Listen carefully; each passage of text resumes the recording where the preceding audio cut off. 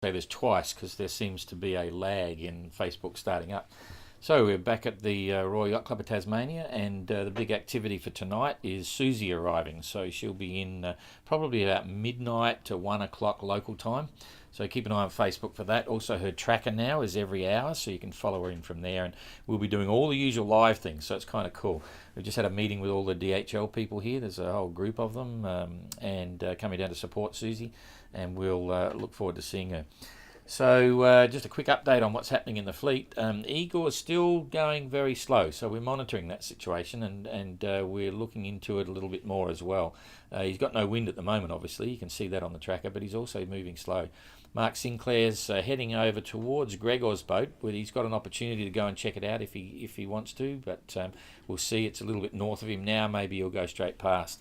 Tapio is another barnacle person. He's got barnacles on the hull. He discovered it literally the day after we met up with Uku here. Of course, you would have seen all that. Uku's boat is infested with barnacles. It's really quite amazing how many there are there. I can't believe it. Anyway, Tapio was wondering about why his boat was going so slow, jumped over the side to look at the prop and the rudder, thinking there might be something going on, and he's come back and reported a massive infestation of barnacles. He can't do anything yet because it's a little bit rough and a little bit cold, so he's going to look at something when he gets here. He also found the water on the boat, so you probably saw that.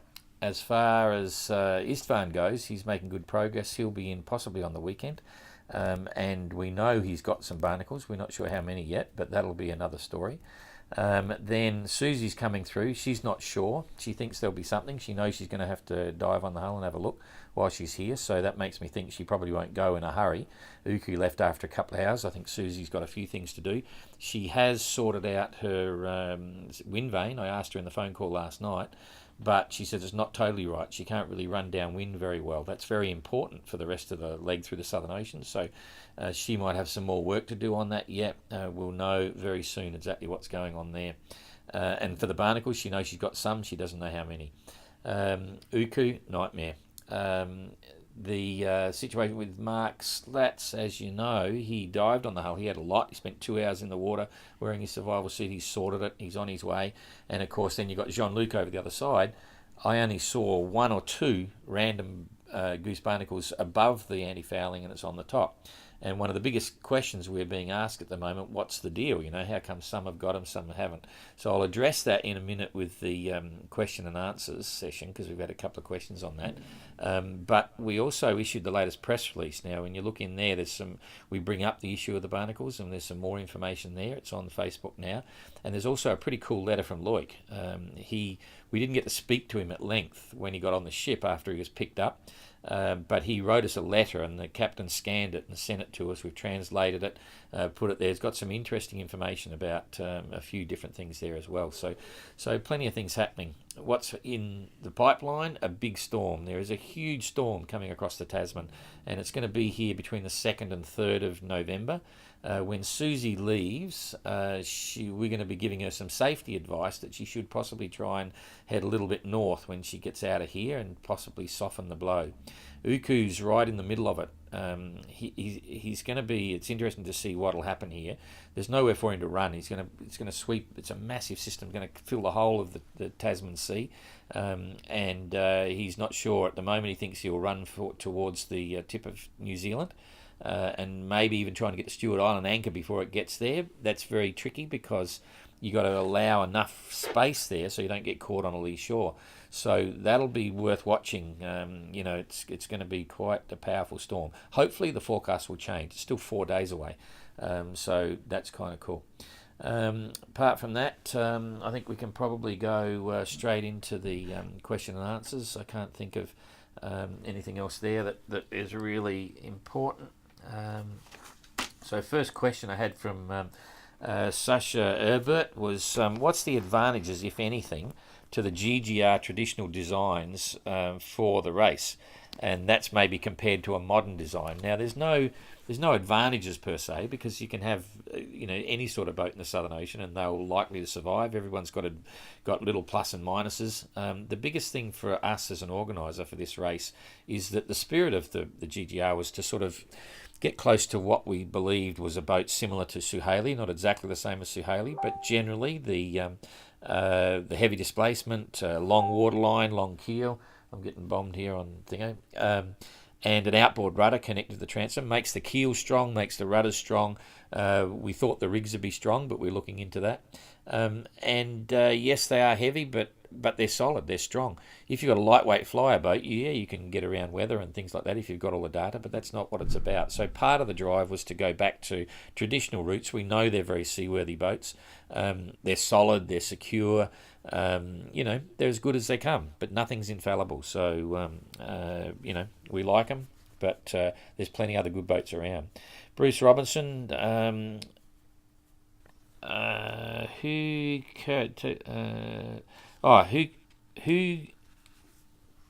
covers the cost of the rescue? And is there a contribution from GGR? Well, no, there isn't. GGR doesn't contribute to the cost of rescue.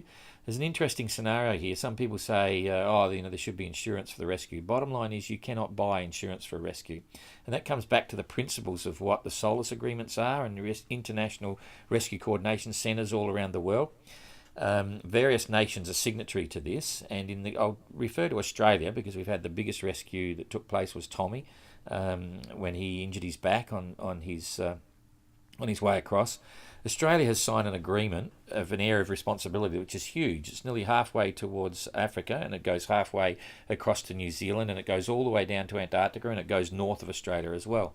Part of that is that Australia will try to do its very best to rescue any mariner at sea. Doesn't matter whether it's a solo sailor, whether it's a normal fully crewed yacht, whether it's a fishing boat, whether it's a tanker or a passenger vessel, right? They put up a good rescue system, and it's paid for by the Australian government.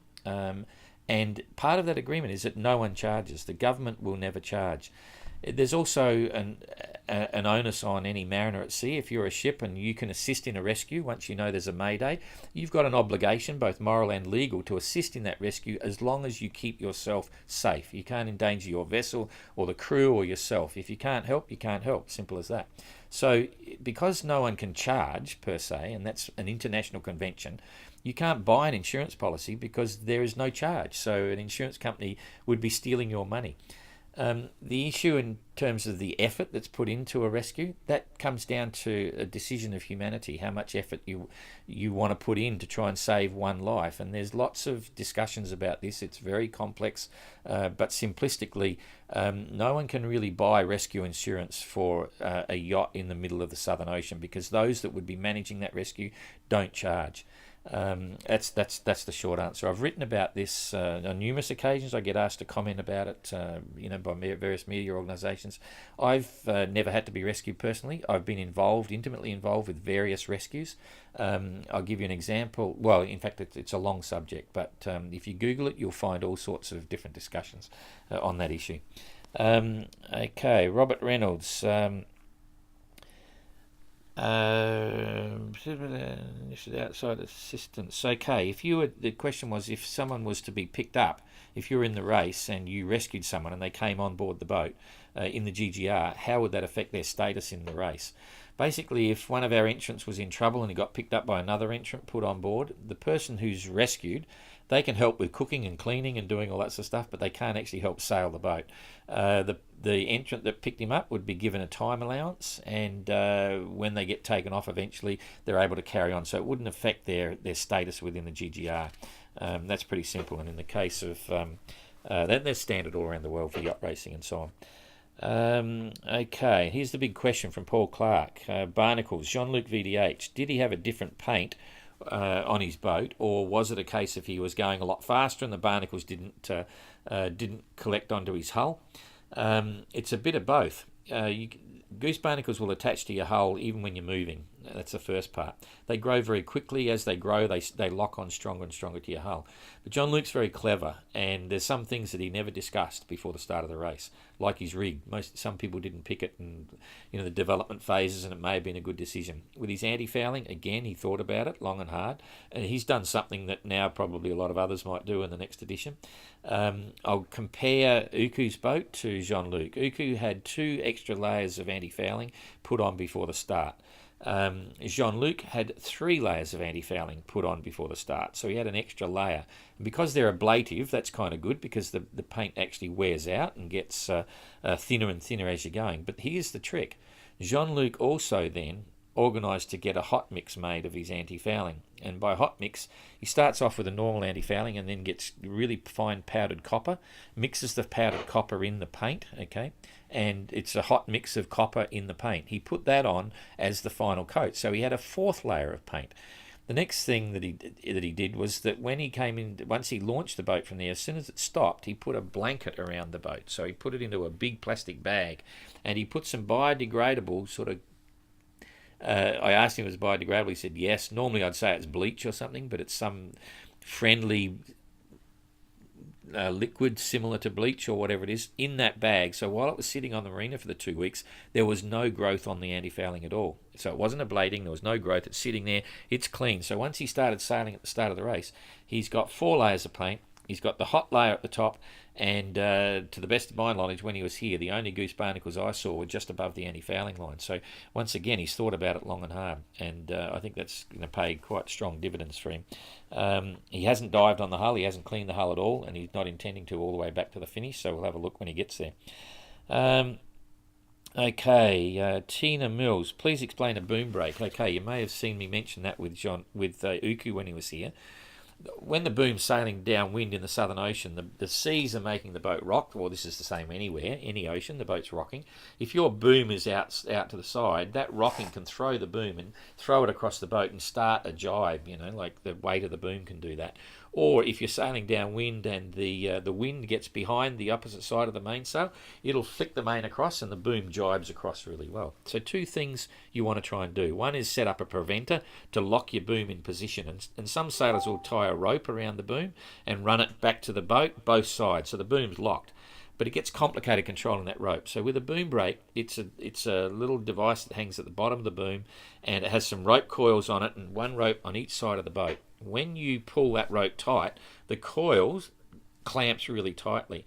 And so you've now locked the boom in position. Because those ropes are triangulated either side of the boat, when you've done that, the boom can't move, so it's locked in position. When you want to jibe, if you ease the tension a little bit, instead of the boom just slamming across the other side of the boat, the boom brake creates enough friction that it slows the speed of the boom across the boat. That's a very simple, quick definition of it. So you're using it all the time as a preventer. So as soon as you get your mainsail in position, this is what I used to do, just crank in on that control line for the boom brake and bang, it's locked, right? You don't have to worry about that boom moving ever again.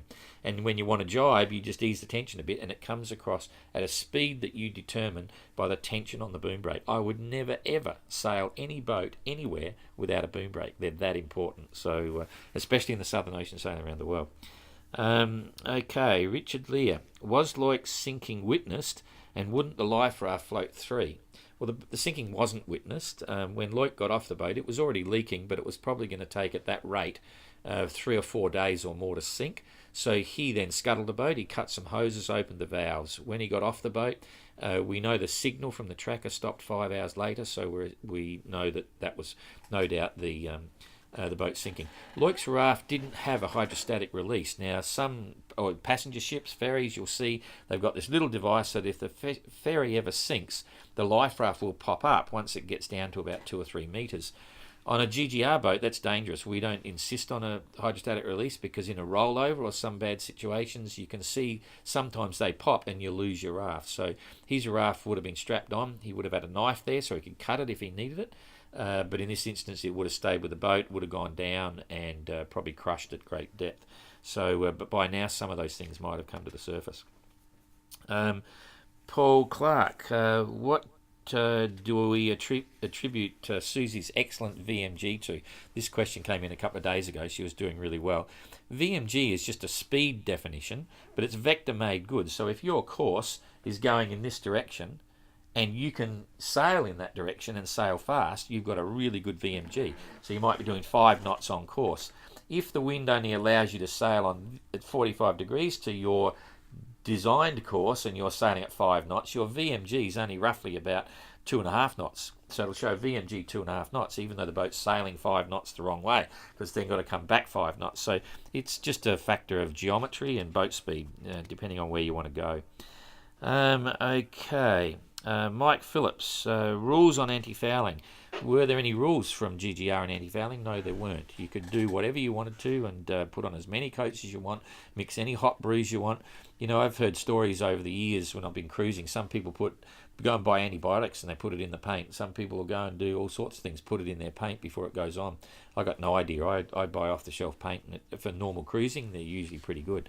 But I've got to say, this barnacle situation is quite a story. And it'll be interesting to see the other boats when they come in. Also, are snuffers allowed to be used? Snuffer's a spinnaker snuffer to get your spinnaker down if you're single-handed. All single-handed boats use it, but you can't use it in the GGR. They weren't developed back in 1968, so anyone running spinnakers now, they can only use their spinnaker. We allow them to use organic wool, like normal knitting wool, and they can stop their spinnaker. They put these stops on, so when they hoist it, it doesn't pop until they crack the sheets open, the brace, and it might go, but I've never heard even any of our guys talking about that. So I think they're just running their kites conservatively, because his opinion was it was hard to get them down, and it's quite right, but there's some tricks you can use. I'll tell you one little trick that I'm always amazed that people never do this. If you want to pop your spinnaker very easily, the best way to do it is if you have, especially if it's an asymmetric or something, you have obviously the tack is connected to the bow of the boat or your bowsprit, and someone's got to go forward and either pop the snap shackle or let the brace go. The other way you can do it is you have an automatic firing snap shackle. Wishart make them. You can put a bit of rope through it, and it's a lazy line. So that line is just loose and lazy, and then you have a downhaul, so that as soon as you ease the downhaul out, the tack is going to go up, and this lazy line is going to come tight. And as soon as it does, it just fires the tack. So the tack's now gone. Obviously, you had the sheet going all the way to the back of the boat. If you put another lazy line from the clew back straight through the gunnel behind to the mast, you know, all you got to do is pull that tight. So you pop your tack, let that go automatically from the cockpit. You've walked forward to the mast. You're pulling your lazy line, pulling the clew back into the mast there, and you've now got sort of tension between the masthead and the clew behind the main, and you can just grab everything else and pull it in. You're in control all the time, and as a single-handed sailor, that's what I used to do all the time. Works really well. Okay, Richard Lear. When do you get to see the photos that the engines drop off, the photos and the Super 8 films and so on? Basically, they come in, we give them to their managers, they go and process them. As soon as they process them, they're meant to give us copies and we can put them up. So far, I know Philippe Pesce, he had 5 rolls of film and 5 rolls of Super 8 movie film and a whole pile of budget. They haven't given them back yet. We're still waiting for stuff to come back to us to show you. We've got Uku's, that'll go back. We'll get that. We'll hopefully get Jean-Luc's stuff back as well. So as soon as we get them back, we'll be able to put them up and show you. But until we do, we can't do it. Some people aren't shooting much either. Uku just did 1 roll of film. That's about it. Some of them are busy sailing. But we'll get some stuff to you as soon as we can. Margaret Keys, what's the type of anchor that Ian Johnson dropped off Kingston Beach? To tell you the truth, I've got no idea. Ian's a very experienced sailor, cruising guy, multi-hull guy, holds lots of records. He just said he'll set an anchor up. I don't know what it is. I know it's got a heap of chain on it and plenty of rope, and it's a protected bay, so it should be plenty strong enough and do the job. It saves our guys from having to undo their anchors. They have to have a 45-pound anchor with at least 15 metres of chain and about 200 feet of rope as a minimum. We recommend they have 2, but that's what they've got to carry. Timothy Lorenza, you'll notice on Jean-Luc's boat, he doesn't have a main sheet traveller. He's got 2 main sheet fiddle blocks, one on port side, one on starboard side. When you have 2, you can triangulate them. You can pull them both in and it'll lock the boom in position, midships or something. Or you can just disconnect one and just let the other one ease out from the leeward side or the windward side. It's a very effective, simple system, and gets rid of the traveller in the cockpit, which is part of the reason Jean-Luc did it. It's not new. Motessier on Joshua, when he went round in 68, that's exactly what he had. He had a centre cockpit on Joshua, and he had those two main sheets like that. It allows you to do some cool things. And did many of the others do it? A few of them have, but I forget now who has and who hasn't. So they have to go and look through the pictures there to work out who's done it. Some of them copied it, some of them didn't. But it is a really good way to go, especially for a cruising boat where you're not having to tweak the main sheet all the time and so on. Okay, another question here from Timothy about steel boats. He noticed that I'm going to sail in a Joshua class boat for 2022. It's a steel boat, the same as Joshua, and he wonders whether a steel boat is safer than fiberglass boats in the Southern Ocean. I never go down that track. I'm asked all the time to help people buy boats and all that sort of stuff for cruising and so on. And so many people come and say, I want a steel boat because it's safer in the Pacific when I hit reefs. Well, the deal is not to hit the reef. And the single most important part about a boat is the design of the boat, not what it's made of. You can have a timber boat, a fiberglass boat, an aluminium boat, a steel boat. They can all be fantastic, right? But get yourself a good boat, a good design, a strong timber boat, a strong fiberglass boat, a strong steel boat. That's the essence of it. It's not just steel is everything, There's more to it than that. Having said that, the Joshua is a really excellent boat for the Southern Ocean, and obviously steel has some advantages. I'm quite certain that in my boat for 2022, there won't be any leaks, right? You can make a steel boat or any metal boat, aluminium, you can make them watertight very easily by not having any through bolts on deck and having everything welded and stuff like that.